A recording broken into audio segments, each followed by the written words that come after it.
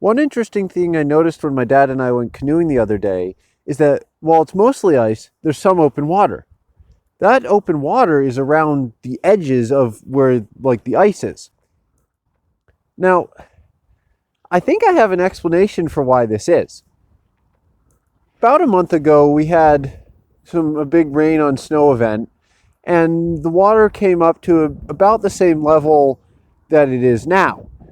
And then with the bipolar weather we had for the last 2 months, it of course froze, a nice layer of ice, and then the water slowly went down. Come now, the snow's melted, and I think what happened is that because this water's come up as the snow was melting, so I believe that the snow melted to where that ice was before the water came up to that level. And then it stopped melting once the water came up to there, because the water, being all meltwater, is at the freezing point. And so this melted as with the rest of the field, and then the water came up and stopped the melting once it hit that level.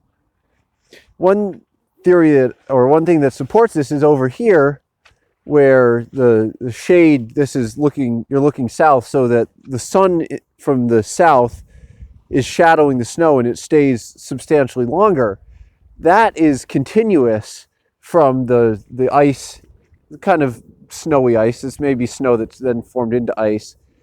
The snowy ice is continuous into the snowpack on land. And we also found that like the little berm right beside the river, because there's going to be a little berm right next to the banks of the river, which is because of sediment as it floods, it's going to come over and actually raises that up, and then you have a lower area behind it. That also was more melted out and didn't have ice on it, unless of course the kind of really, really thick ice, well, not really thick, 4 to 6 inch thick, as opposed to this stuff, which is, I don't know, 1 to 2 inches thick.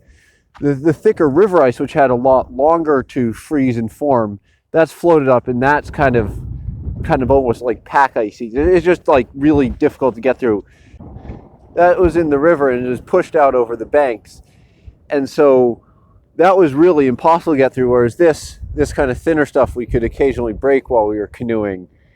But I think that lump by the river also melted out some, and so when that melted out, it had the open, so we were able to canoe right on the edge of the river in some areas. And then some areas of the river opened up more, and we were able to paddle on those.